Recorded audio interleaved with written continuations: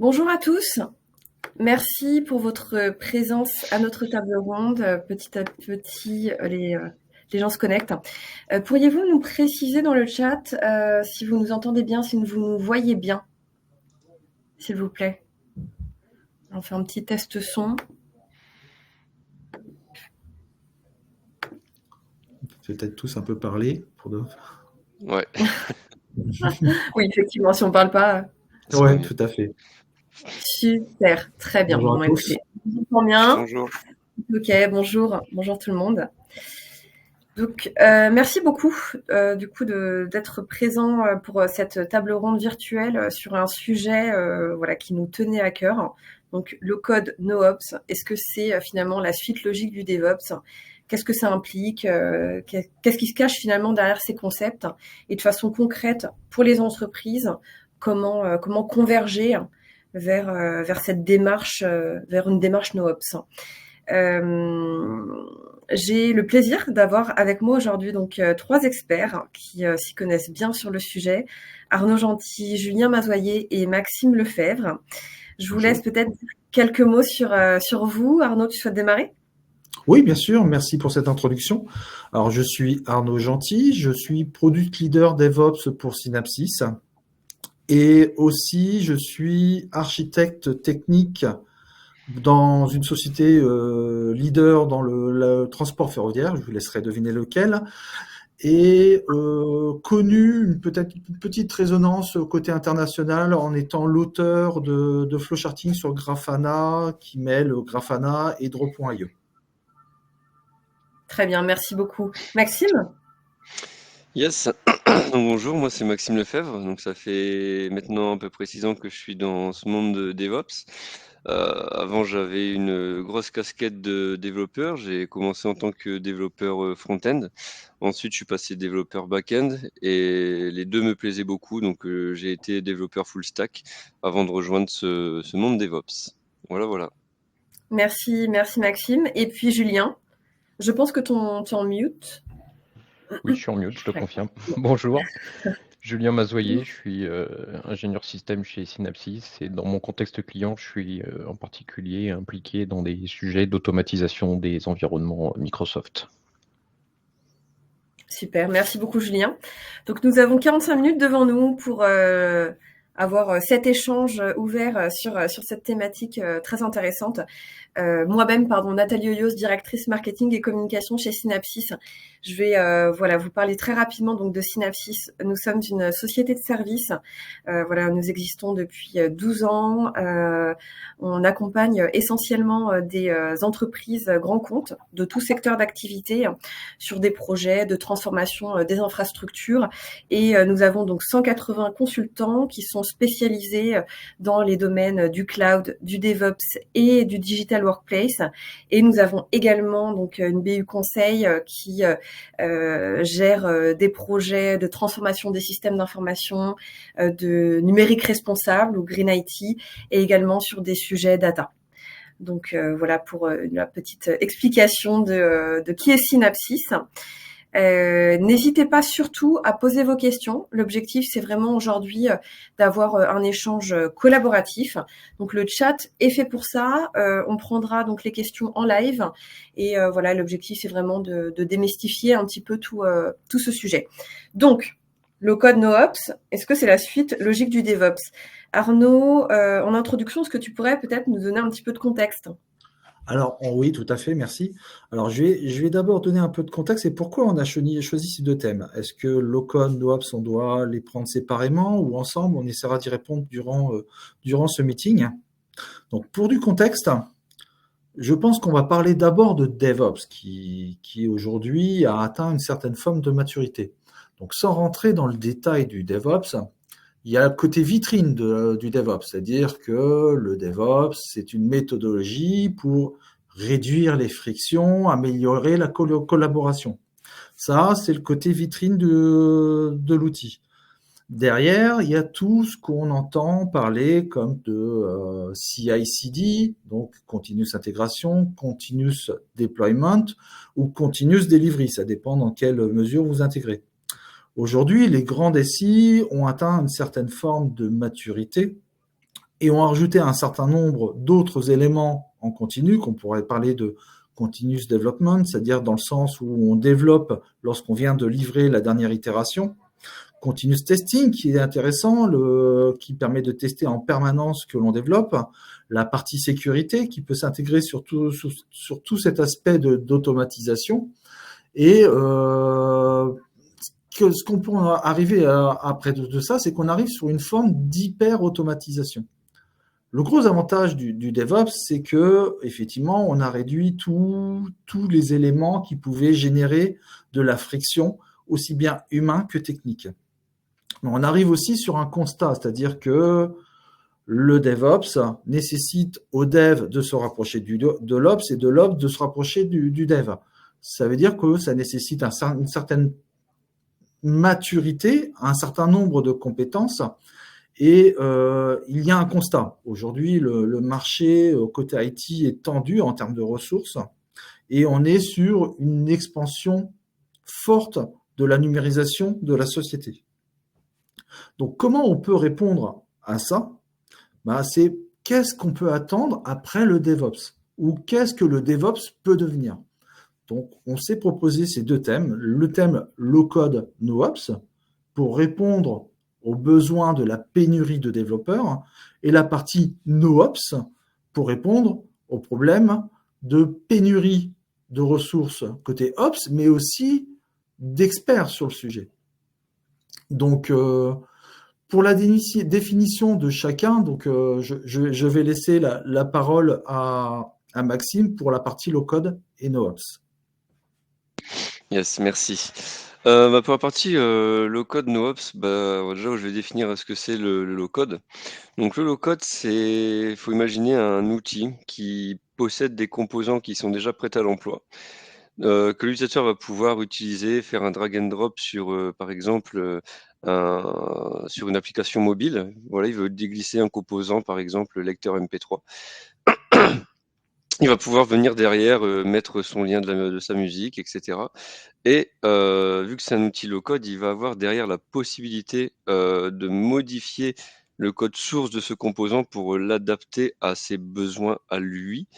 Donc là-dessus, j'ai eu la possibilité d'utiliser un outil dans le milieu professionnel pendant 2 ans. C'est un outil qui s'appelle le BAW, donc Business Automation Workflow. C'est un outil qui a été développé par IBM.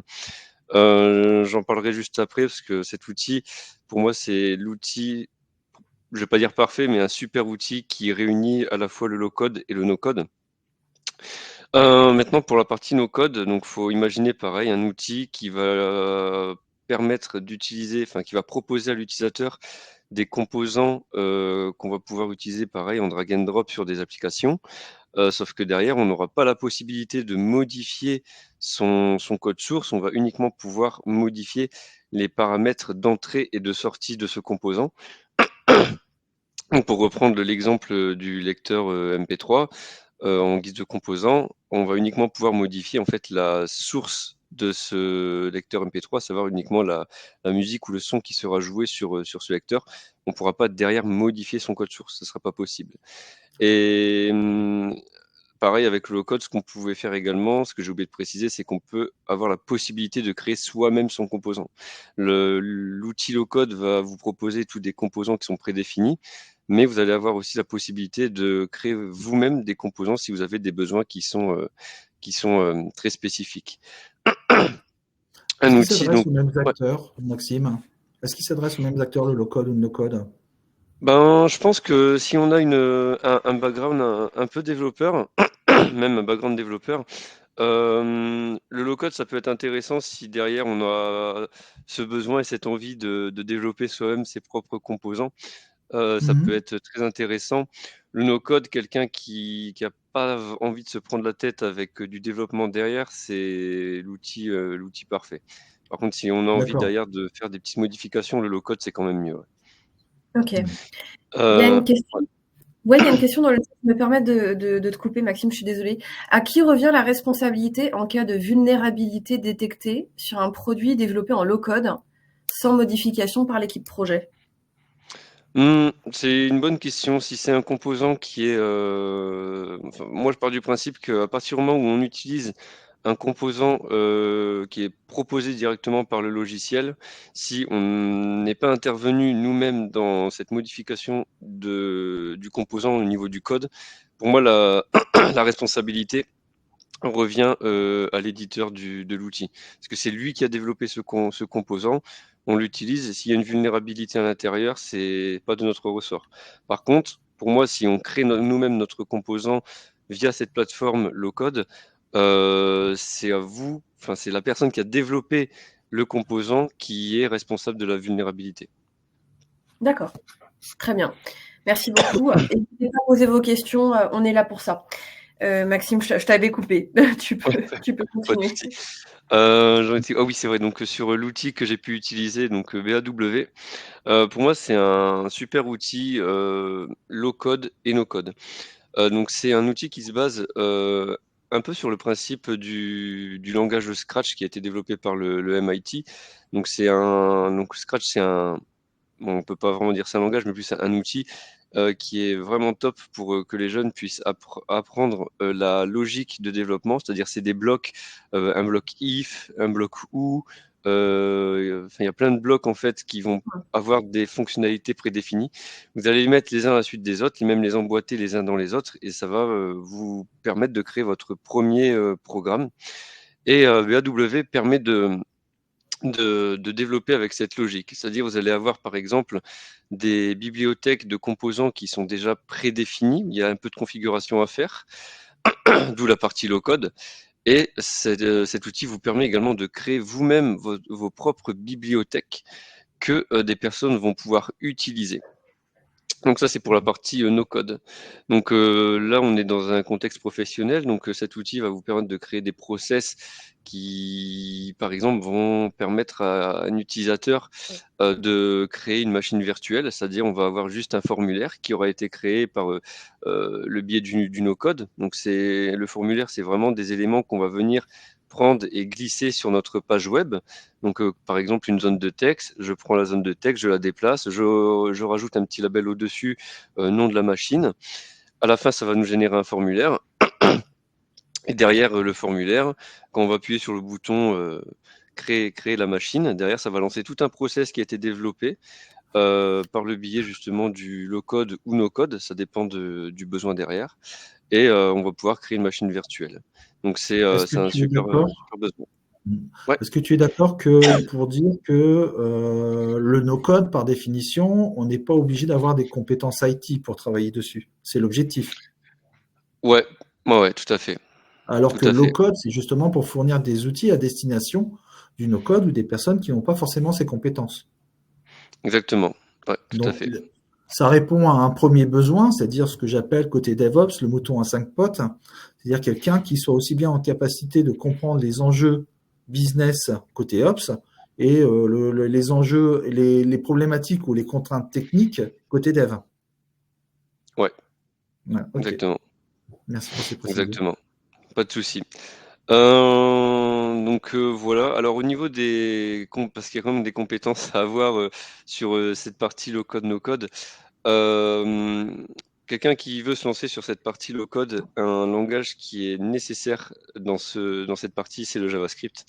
JavaScript, c'est un langage, l'un des premiers langages quand on arrive dans le monde du développement qu'on va apprendre, si ce n'est même le premier langage que l'on va apprendre. C'est un langage qui est très léger, qui est très simple à apprendre. Par exemple, BAW, derrière, c'est du JavaScript. Quand vous allez créer votre propre composant ou même modifier, derrière, ça va être du JavaScript que vous allez devoir utiliser. Donc ça, c'est hyper, hyper important d'avoir au moins cette compétence-là quand on se lance dans du low-code. Quel est le but maintenant de passer du low-code vers du no-code? L'avantage, c'est qu'on n'a plus besoin d'être un expert dans le monde du développement. On n'est pas obligé d'être expert dans un certain type de langage. On peut donc développer des applications sans avoir un bagage technique au niveau du développement, même si en avoir un est quand même un gros plus. Et ensuite, l'autre avantage qui pour moi est très important, c'est le gain de temps sur le développement et la création de l'applicatif qui est ciblé derrière. On gagne du temps et donc forcément, c'est moins d'argent dépensé derrière par le client pour arriver au développement de son outil. Voilà, D'accord. merci. Et est-ce que il y a des limitations au no-code en fait, qui fait que voilà, on peut pas tout faire avec. Et est-ce que le low-code pour le coup a plus d'avantages? Ma connaissance, pour moi aujourd'hui, au niveau des outils no-code sont quand même très avancés, mais pas suffisamment pour pouvoir faire tout ce qu'on est capable de faire en termes de dev. Après, D'accord. j'ai pas la connaissance sur tous les outils qui existent, mais sur ce que je sais aujourd'hui, même si les outils sont quand même très avancés, nous permettent par exemple aujourd'hui, on peut créer quelque chose qui est similaire à Google Maps ou même Waze, en 10 minutes de temps grand maximum. Mais Ouais. ouais, c'est assez poussé, c'est très facile, enfin c'est vraiment à portée de main. Mais je pense que si vous avez derrière la tête, une idée très, très, très précise et très pointue, je pense qu'on peut être assez limité au niveau du no-code, ouais. D'accord. Pour Ok. l'instant, du moins. Arnaud, Julien, Non. vous avez un peu la même expérience sur justement des outils no-code, low-code et peut-être. Alors, j'ai une petite expérience sur RedNode, hein, je ne sais pas si vous connaissez.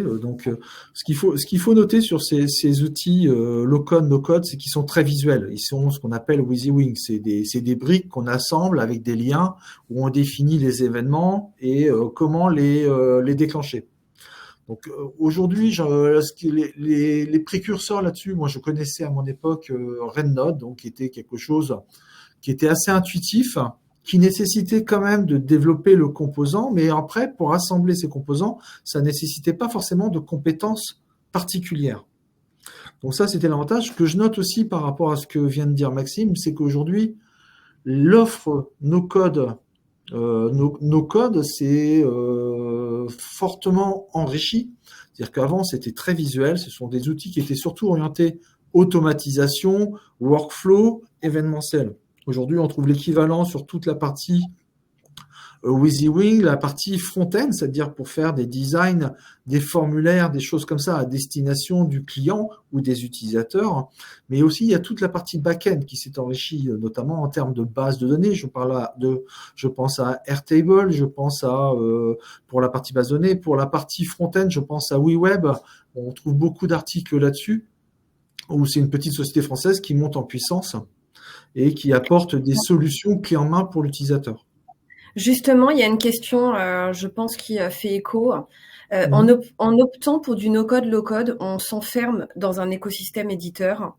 Quels conseils pouvez-vous donner afin d'éviter les abus de position? Alors c'est la même chose que la même problématique côté cloud. C'est-à-dire que depuis une dizaine d'années, voire une quinzaine d'années, les clouders ont explosé. Je ne connais pas de grandes entreprises qui n'ont pas une partie de leur infrastructure dans les clouders. Et ces clouders proposent des solutions de type SaaS qui leur sont dédiées. Je donnerai l'exemple de DynamoDB côté AWS, qui présente des coûts plutôt faibles par rapport à des solutions classiques comme Postgre ou MongoDB. L'inconvénient de cette solution-là, si je termine la parenthèse, c'est que ça positionne le client sous forme de lock-in, dans le sens où il est difficile de sortir du composant ou de la solution technique, c'est-à-dire qu'il va vous indiquer comment y rentrer, mais beaucoup moins pour y sortir. Je n'ai pas forcément de réponse à apporter sur comment être vigilant. C'est surtout contractuel. Ce qu'il faut regarder surtout, c'est la notion de réversibilité. C'est-à-dire qu'effectivement, on est souvent sur des solutions propriétaires pour tout ce qui n'est pas open source. Et donc, forcément, le code est un peu encapsulé ou caché.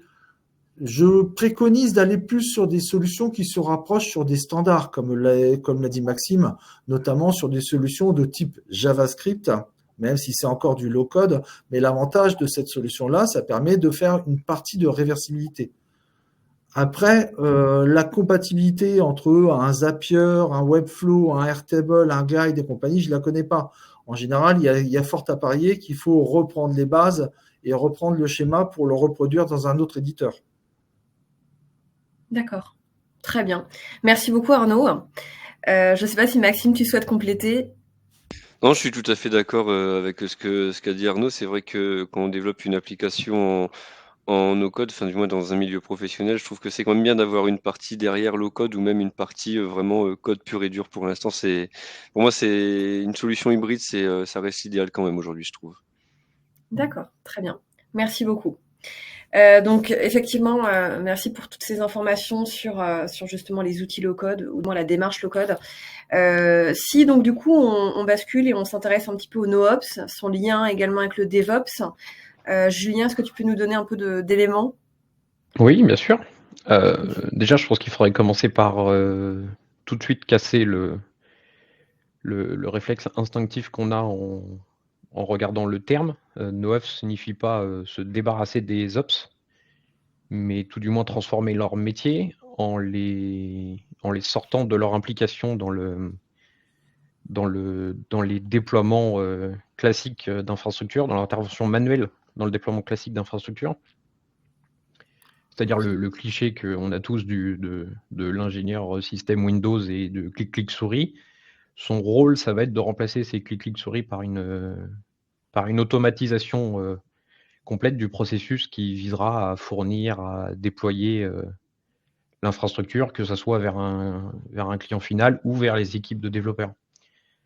C'est-à-dire là où dans les processus DevOps actuels qu'on peut rencontrer, on a souvent beaucoup plus d'automatisation côté dev que côté Ops.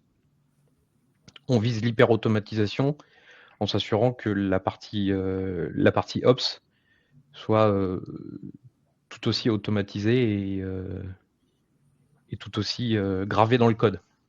Donc on va viser l'infrastructure as code parce que les besoins ils sont pas forcément que SaaS. Donc on a souvent des besoins clients qui nécessitent une infrastructure sur laquelle on a la main, et cette infrastructure-là devra être déployée de manière à s'intégrer dans le workflow, dans un workflow DevOps. Oui, tout à fait. Je suis totalement en phase avec toi, effectivement. Julien, c'est-à-dire que le NoOps, ça veut dire surtout No Operation, ça ne veut pas dire forcément plus d'opérationnel, plus de SysOps. C'est ça. Voilà, c'est surtout la volonté d'inscrire la méthodologie qu'on applique à l'application, tu m'interromps Julien si je me trompe, et l'appliquer à l'infrastructure. C'est-à-dire que aujourd'hui, sur le modèle DevOps, on a trop tendance, enfin pas d'expérience, de descendre les problématiques techniques jusqu'au dev. Or, ces problématiques techniques, elles doivent rester côté Ops. Côté Ops, on doit être en capacité de produire des services dans un catalogue de services où le dev sélectionne ces services et les consomme sans se soucier ou être contraint aux exigences techniques de ce service. Donc le modèle NoOps, qui est pour nous une suite logique, une résultante du DevOps, ça doit être une continuité par rapport à toutes les contraintes qu'on a indiquées d'un point de vue ressources et techniques, doit être la continuité du DevOps, même si on pourrait parler d'hyper DevOps aussi. C'est ça. Mais ça demande exactement. Mais ça demande un changement de culture dans les équipes Ops, où il va falloir à la fois repenser les méthodes, repenser les choix de solutions, penser beaucoup plus microservices. Il va falloir, voilà, il faut dès le début, dès l'architecture, penser son infrastructure ou ces briques d'infrastructure avec l'idée en tête que de toute façon, il faut que ces briques-là puissent être automatisées. C'est un large chantier, en fait. C'est un large chantier et un changement de philosophie. Oui, de mindset carrément, tout à fait, je suis en phase avec toi, c'est-à-dire comme tu décrivais, ce qu'on appelait l'exploitant N1 ou N2 qui était là au maintien en conditions opérationnelles. Il y en aura toujours, par définition, c'est un mythe de dire qu'on s'en passera totalement, mais il devra, aujourd'hui il est en front, surtout quand on a un incident, aujourd'hui on demandera surtout aux Ops de devenir des développeurs, ça peut être un paradigme, c'est-à-dire d'être en capacité de produire des scripts, ça peut être des scripts comme sur Terraform ou sur OpenTofu par définition, pour produire les environnements à la demande, c'est-à-dire que le dev ou le métier cliquera sur un certain nombre de boutons via des formulaires pour commander ces environnements.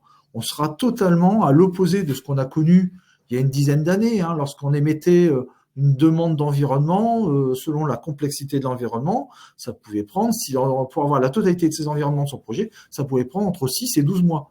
Aujourd'hui, en quelques heures, le temps que du VMware se déclenche derrière ou du Nutanix, ça dépend sur quelle technologie on est, ou si on est sur des technologies de type cloud, hein, ça peut être des services qui sont automatisés et provisionnés directement, ben ça peut être fait en quelques heures ou grand maximum une journée selon la complexité. C'est ça. Il va falloir que les ops arrêtent de faire du clic-souris pour que les utilisateurs finaux n'aient plus que ça à faire. Exactement. Est-ce qu'il y a des outils particuliers qui permettent de faire tout ça? Il y en a plein pour différentes briques. Je pense le plus connu concernant l'infra as code, ça va être Terraform. Pour de la configuration, on va avoir du Ansible, du Puppet.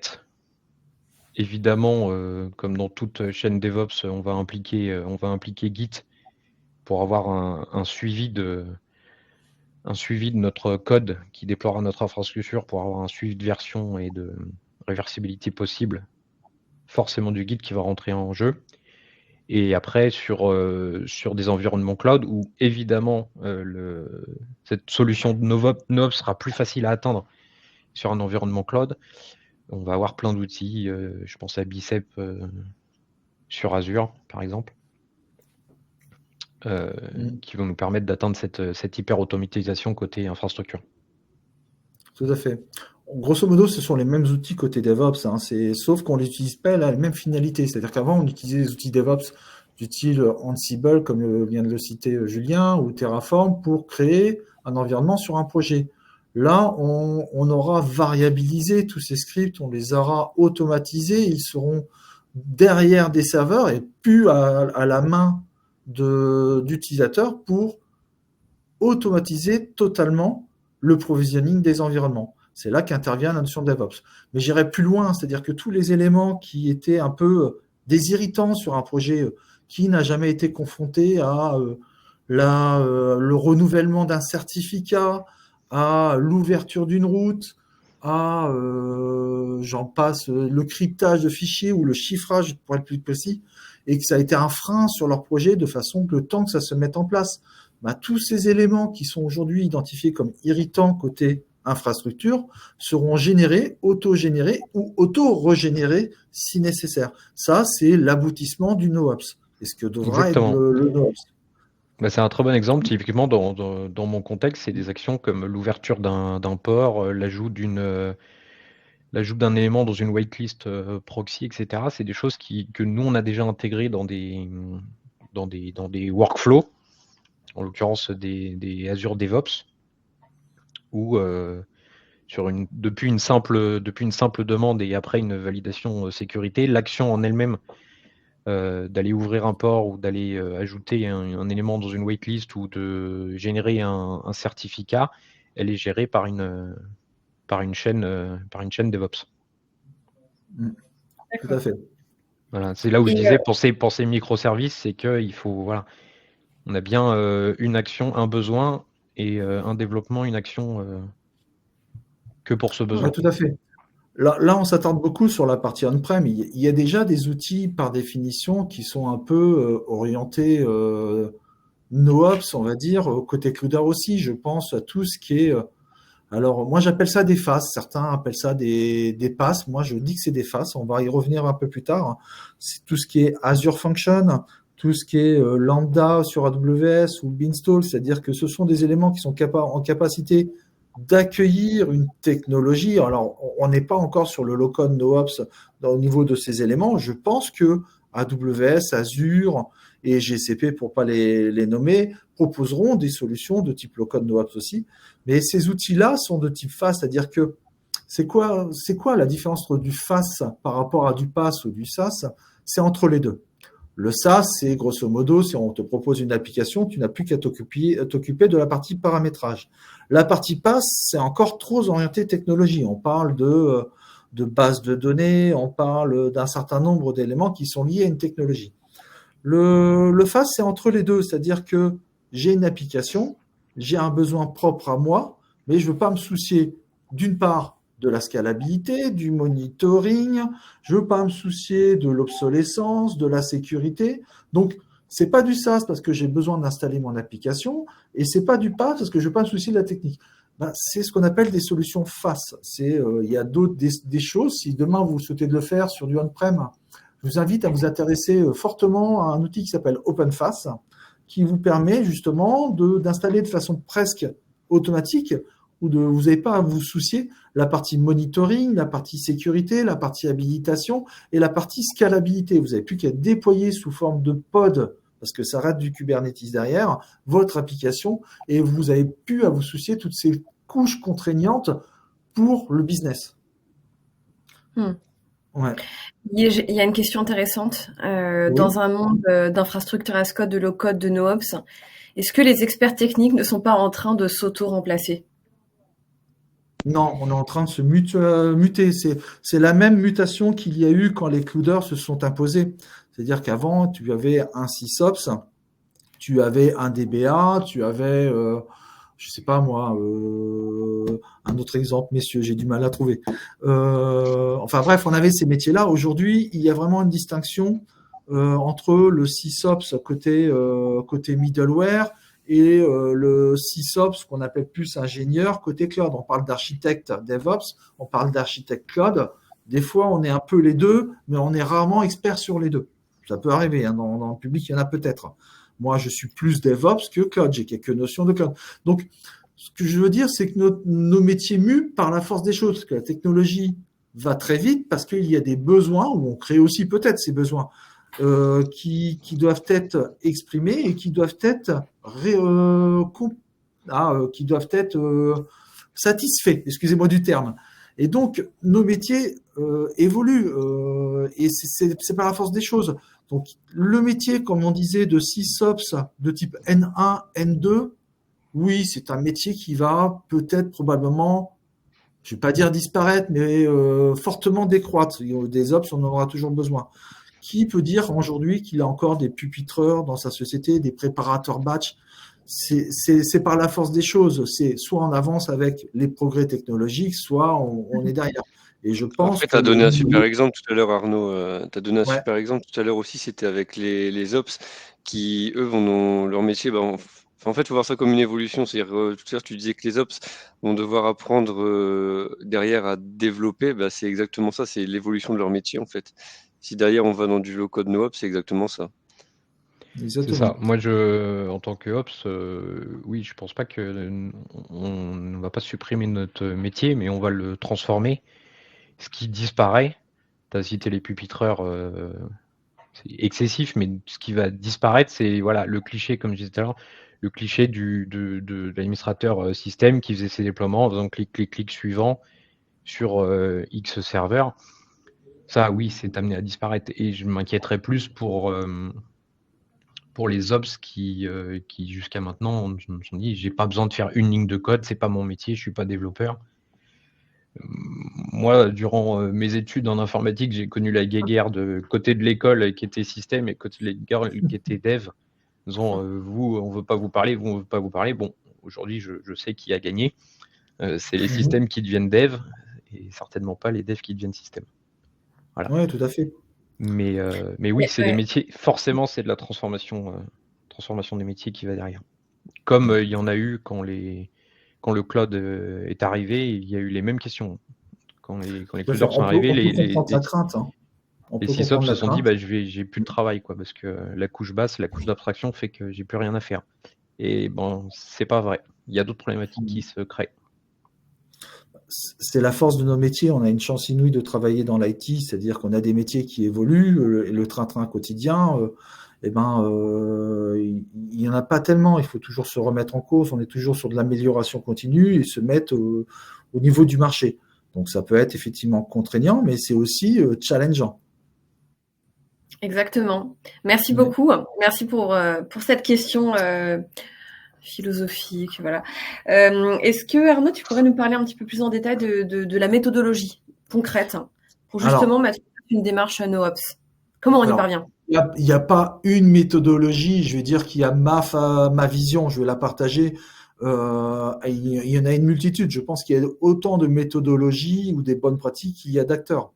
Un petit point que j'aimerais rajouter, Nathalie, avant ça, c'est qu'on est effectivement sur un changement de paradigme entre le DevOps et le NoOps.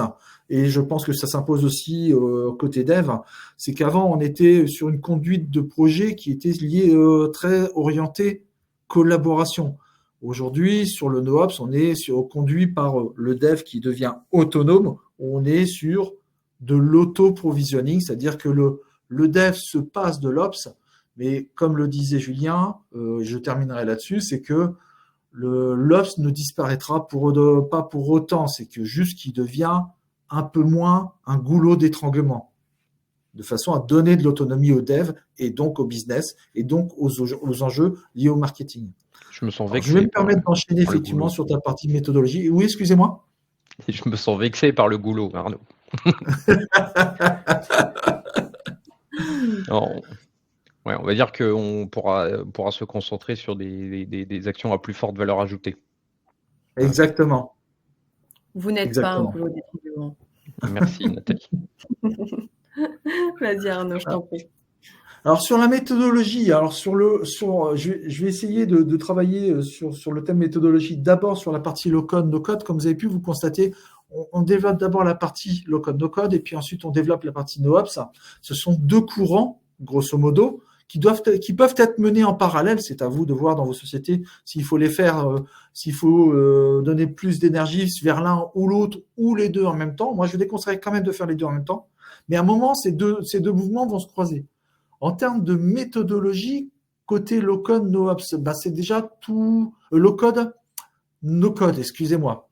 C'est un peu des bonnes pratiques de tout projet. Alors déjà, c'est identifier tous les patterns que vous avez besoin sur un projet. Est-ce que j'ai besoin d'envoyer des mails sur tous mes projets? Oui. Est-ce que j'ai besoin de me connecter ou d'enrichir une base de données? Oui.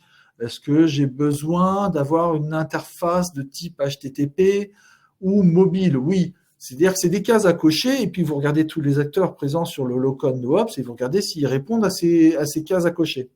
Donc ça, c'est une première chose. La deuxième chose, c'est identifier vos besoins, c'est-à-dire d'un point de vue business. C'est-à-dire que si vous avez un outil qui fait beaucoup de choses, mais qui est complexe à prendre en main, alors que vous avez besoin juste de faire le café, peut-être que ce n'est pas nécessaire d'investir là-dedans. Et on a parlé aussi, grâce à un interlocuteur tout à l'heure, de réversibilité. Oui, toujours s'interroger sur la partie réversibilité par rapport à la pérennité et l'aspect contractuel de l'outil que vous allez choisir. On a trop d'exemples aujourd'hui d'acteurs majeurs du marché qui changent leur politique contractuelle en cours d'année et qui remettent en cause toute notre stratégie si on se base sur un seul et même acteur. Donc ça, c'est la partie low-code no-ops. Est-ce que tu veux rajouter quelque chose, Maxime, là-dessus? Non, t'as tout dit, c'est parfait. D'accord, je te Parfait. remercie. Sur la partie no-ops, je pense que j'en ai parlé une petite partie. Alors, il y a un point que je vais mettre en place, tout de suite éclaircir. On a tous dans nos entreprises ce qu'on appelle du legacy, c'est-à-dire des applications historiques qui sont là, qui peuvent être critiques ou moins critiques. La criticité dépend de l'utilisateur qui l'utilise. Il faut abandonner l'idée d'essayer de pousser ce legacy dans des modèles DevOps, NoOps ou low-code NoOps. Vous allez perdre de l'énergie, vous allez peut-être perdre de la compétence, de la connaissance et ramener tous ces problèmes, des problèmes de bugs, d'incidents, tout ce qui est accidentogène.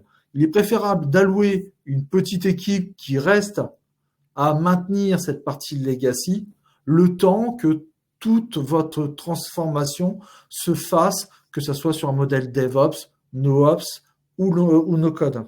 Donc ça, c'est un petit point que je voulais éclaircir. Pour la partie NoOps que je vois, moi, c'est il faut partir sur le quick win, c'est-à-dire quels sont les éléments côté infrastructure qu'on a le plus souvent besoin. Je donnais par exemple l'exemple des certificats.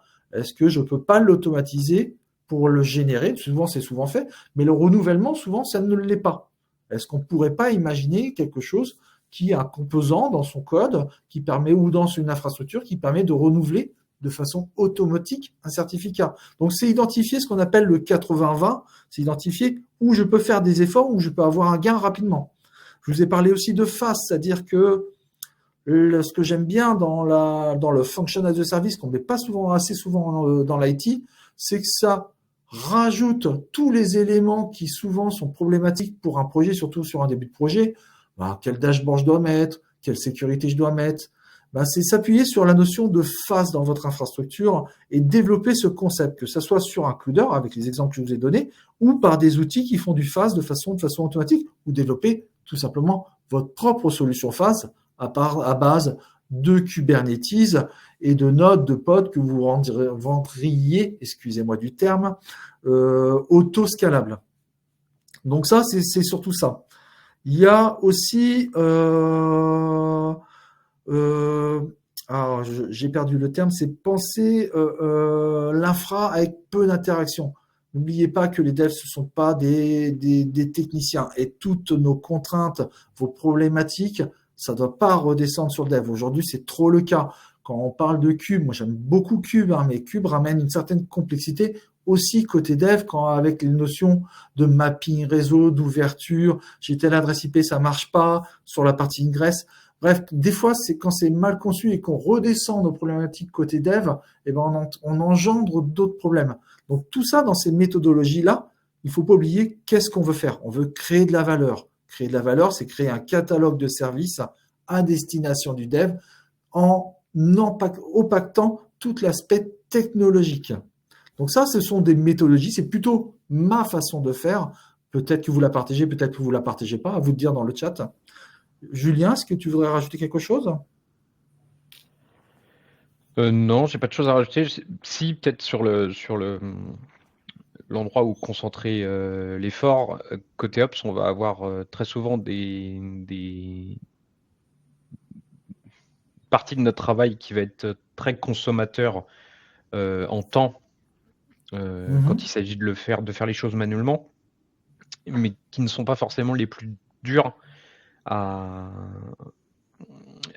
automatiser. Je pense au déploiement de machines, énormément de clients qui font encore ça sur SSM. C'est un temps en maintenance SSM, en utilisation et en debug considérable.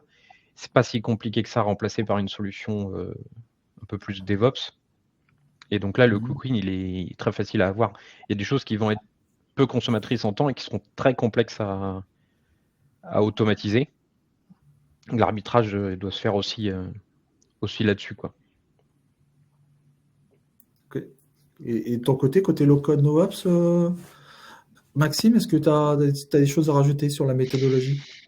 Non, tout ce que tu as dit, c'était très bien, surtout sur la partie où il faut évidemment analyser les besoins, les technologies qu'on va devoir utiliser, parce que évidemment, ça va influer le choix des outils derrière qu'on va devoir mettre en place. Il y a une chose effectivement que j'avais oublié de rajouter sur la méthodologie qui est important. Je sais que la grosse problématique qu'on peut rencontrer aussi en entreprise, c'est que on peut avoir une multitude de langages pour faire la même chose. Il y a une forme de police à avoir souvent dans sa propre société, c'est-à-dire qu'il faut réduire le nombre de technologies quand on est en capacité de faire les mêmes choses avec une seule et même technologie. Ça, c'est une nécessité pour moi. On doit réduire le nombre de technologies, d'une part parce que sinon on augmente le nombre de compétences nécessaires, et d'autre part, comme on le disait en début de ce meeting, le nombre de ressources commence à se limiter. Et d'autre part, la dernière chose que je rajoute, c'est que quelque chose qui est à la mode aujourd'hui ne l'est peut-être plus demain. Et vous vous retrouvez avec des composants, des éléments techniques où vous ne trouvez plus de compétences sur le marché. D'accord. Merci beaucoup Arnaud pour ces conseils et ce regard sur une méthodologie, en tout cas effectivement la tienne, qui te semble intéressante. On a encore quelques minutes, n'hésitez pas à poser vos dernières questions. Est-ce que vous souhaitez tous les trois peut-être partager des retours d'expérience, des exemples concrets que vous avez pu observer chez vos clients ? Alors, il y a une chose que j'aimerais afficher quand même de la transparence vis-à-vis de l'auditoire qu'on a aujourd'hui. Tout n'est pas rose hein, sur le low-code, no-ops. C'est que forcément, réduire à 0% les problématiques techniques, on l'a dit, c'est pas faisable. Il y a, comme quelqu'un l'avait dit, il y a peut-être aussi peut-être de problème de lock-in avec une forte adhérence à un fournisseur hein, qui peut s'avérer problématique. L'opacité des éléments techniques, ça a des avantages et des inconvénients. Ça fait ce qu'on appelle l'effet boîte noire, c'est-à-dire qu'on peut avoir l'impression de perdre la maîtrise. Donc ça, c'est des éléments qu'on doit tenir vraiment en visibilité de façon à ne pas perdre le pied.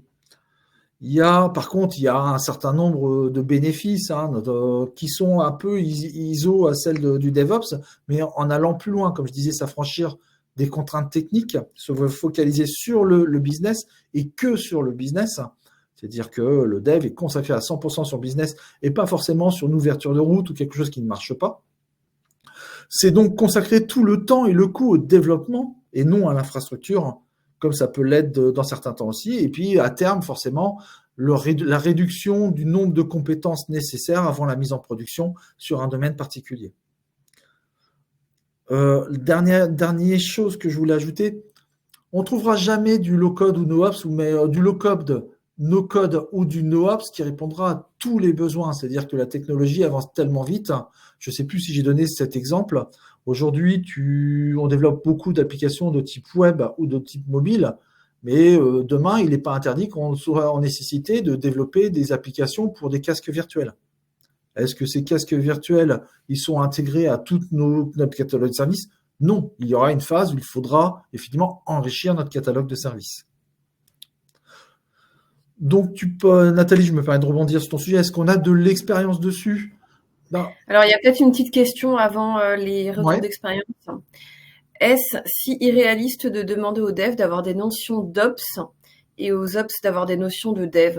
Et a fortiori, demander aux deux d'avoir des notions de sec? Moi, je pense que c'est cohérent dans le sens où les deux vont être forcément à un moment donné vont devoir se croiser. En fait, ils vont devoir fatalement communiquer les uns avec les autres. Je sais que quand j'ai commencé à travailler, à l'époque où je travaillais avec BAW, il y a un moment en fait où j'étais fatalement en communication avec les ops parce que j'étais bloqué. C'est ce que disait Arnaud en fait. Il y avait des problématiques côté un peu réseau et ça me retombait dessus pour développer mes outils en fait. Donc fatalement, je devais discuter avec eux. Puis j'apprenais aussi des choses côté réseau que je ne connaissais pas forcément avant. Je dirais que c'est clair, tu mets un point sur quelque chose. On n'invite pas à siloter les équipes. Elles doivent rester en communication, c'est important. Exactement. On ne va pas tomber d'un modèle DevOps où on casse les murs à un autre modèle où on en construit des nouveaux. Je dirais que c'est une condition sine qua non à la réussite de la méthode DevOps. Pour bien collaborer, il faut que chacun comprenne les problématiques de l'autre. Donc, il y ait des notions sur ce que l'autre fait. Ça ne marche pas si on segmente en disant c'est pas mon problème, je ne sais pas de quoi tu me parles. Non. Forcément. Alors, pour répondre à la question initiale, pour répondre à la question de notre interlocuteur, c'est est-ce que c'est si problématique que le dev connaisse un peu les problématiques de Ops et que le Ops connaisse les problématiques du dev? Là, on est encore sur un modèle DevOps. L'objectif, c'est s'affranchir de cette partie-là. C'est-à-dire que connaître, donner du sens à ce qu'on fait d'un côté ou de l'autre, oui, mais par contre, que les problèmes ou les responsabilités de l'un deviennent les problèmes et les responsabilités de l'autre, non. C'est chacun sa partie et chacun sa responsabilité et son domaine de compétences. Ok, merci beaucoup. Quelques minutes peut-être pour parler de retour d'expérience, d'exemples concrets. Julien, Maxime? Non. Pardon, je t'en mute. L'exemple concret, je l'ai donné juste avant avec BAW. Donc, D'accord, ok. Alors, de mon côté, je suis en mission côté SNC, j'allais dire le nom, côté un leader, du transport ferroviaire. Transport ferroviaire. Je sais qu'ils sont en cours d'études sur la partie low-code no-ops, qu'ils sont en cours sur low-code no-code, excusez-moi, à chaque fois. Je suis en train d'inventer un nouveau concept. Je pense que je vais le copyrighter.